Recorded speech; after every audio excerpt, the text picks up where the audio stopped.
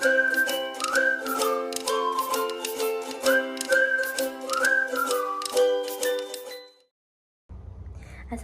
warahmatullahi wabarakatuh. Halo teman-teman semua, kembali lagi di channel saya. Pada kesempatan kali ini saya ingin membahas mengenai fermentasi cincalo yang saya ambil dari jurnalnya Kak Risa Noviani dan Kak Pujian Ardiningsih dengan judul Profil Fisikokimia dan Mikrobiologi Cincalo Komersial dari Kalimantan Barat. Nah, kita langsung saja masuk ke pembahasannya. Nah, sebelum masuk lebih jauh, kita kenalan dulu apa itu cincalo. Nah, jadi cincalo ini adalah produk udang fermentasi tradisional dari Kalimantan Barat dan dibuat dari udang kecil, garam, dan gula, lalu diinkubasikan 3-7 hari dalam wadah tertutup. Bahan utamanya ini udang kecil, rebon, garam, dan gula. Untuk prosesnya ini, bahannya itu dicampur lalu dilakukan fermentasi selama beberapa hari. Biasanya itu 3-7 hari dalam wadah tertutup. Cincalo ini berasal dari Kalimantan Barat, Kepulauan Riau, dan juga ada di Malaysia, Filipina, dan Bangka Belitung, lalu ada juga di Kalsel. Untuk di Kalimantan Barat ini kita kenal sebagai cincalo, untuk di Riau dan Malaysia ini cincaluk, lalu di Filipina ini dikenal sebagai bagong alamang, sedangkan di Bangka Belitung dikenal sebagai kecalok, dan di Kalsel ini disebut sebagai ronto. Selanjutnya, kontrol kualitas fermentasi spontan. Fermentasi spontan cincalok ini sulit dikontrol karena sering menyebabkan variasi kualitas dan risiko keamanan. Kontaminasi bahan baku dan pertumbuhan mikroflora patogen adalah masalah utama, sehingga tidak semua produk memenuhi standar keamanan. Jadi di sini konsumen itu disarankan untuk mengkonsumsi cincalok yang telah dimasak demi keamanan karena beberapa produk komersial mungkin masih mengandung bakteri berbahaya. Untuk tujuan penelitiannya sendiri, penelitian ini bertujuan untuk mengevaluasi kualitas dan keamanan produk cincalok komersial, lalu mengidentifikasi profil fisikokimia dan mikrobiologisnya, serta menjadi dasar penilaian di pasar tradisional Kalimantan Barat. Selanjutnya kita masuk ke bahan dan metode penelitian. Untuk pengambilan sampelnya ini, beliau mengambil 7 produk cincalok komersial dari pasar tradisional atau buatan sendiri di 3 kabupaten Kalimantan Barat, yaitu Sambas, Pontianak, dan Kota Mantia, Pontianak. Untuk analisisnya, fisikokimia ini parameternya kita akan mengukur kadar air, pH, nitrogen, amino bebas, keasaman titrabel, garam, glukosa, sukrosa, dan etanol. Metode ujinya di sini adalah OAC untuk mengukur kadar air menggunakan pH meter juga, lalu titrasi formol, titrasi mol, dan love screw, titrasi asam basa, dan titrasi redox. Untuk analisis mikrobiologisnya, parameter di sini ada TMAAB, THB bakteri Edospora, LAB jamur Enterobacteriacea, bakteri Cereus, C. perfecens, dan CS aureus. Metode ujinya sendiri, preparasi suspensi sampel 20 gram cincalok per 180 ml pepton garam, inokulasi pada media selektif inkubasi konfirmasi, lalu analisis statistiknya ini menggunakan ANOVA 1 arah atau UJT, program SPSS 23. Kita langsung masuk ke hasil. Cincalok tadi kan adalah produk fermentasi udang tradisional dari Kalimantan Barat, dihasilkan dari udang kecil, garam, dan gula.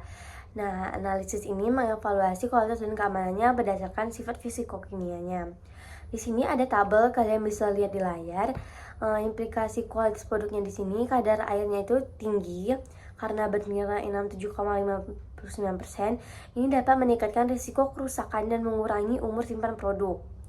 Selanjutnya nilai pH ini 5,16 dan keasaman titrabelnya 1,75% adalah indikator kualitas. Sedangkan pH ideal itu kurang dari 4,5 untuk keamanan. Kandungan garamnya ini bernilai 10-5,6%. Ini tuh cukup tinggi, berperan vital dalam pengawetan dan penghambatan mikroorganisme. Selanjutnya di sini kandungan gula di sini itu cukup rendah karena kurang dari 2%. Ini dapat membatasi pertumbuhan bakteri asam laktat dan mempengaruhi penurunan pH. Untuk FAN-nya ini tinggi, bernilai 0,60 mm per gram, menunjukkan degradasi protein yang signifikan, indikator aktivitas protease. Selanjutnya, Kita masuk ke analisis mikrobiologi. Mikroorganisme esensial adalah fermentasi sincalok mendukung degradasi protein serta pembentukan rasa dan aroma khas. Bakteri asam latat atau LAB vital dalam menurunkan pH meskipun kadar gula rendah dapat membatasi pertumbuhannya. Selanjutnya ada bakteri halotoleran dan indikator kualitas. Bakteri halotoleran atau THB di sini beradaptasi dengan konsentrasi garam tinggi, penting untuk stabilitas produk fermentasi asin.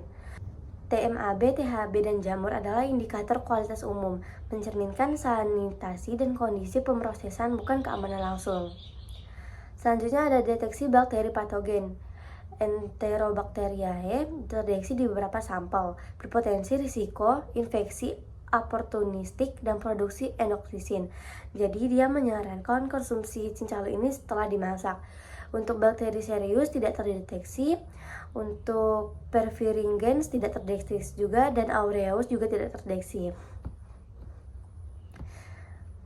Di sini ada tabelnya, kalian bisa lihat nih di layar, ini nilai-nilainya.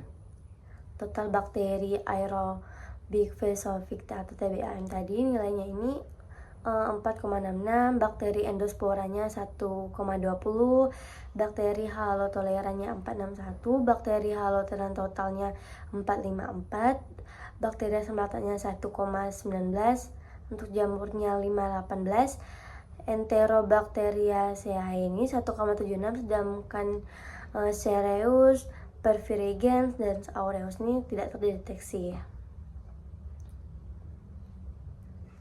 Untuk kesimpulannya sendiri, penelitian ini menunjukkan variasi signifikan dalam sifat fisikokimia dan mikrobiologis produk cincalok komersial. Ini mengindikasikan kurangnya standar kualitas dan keamanan yang konsisten di pasar.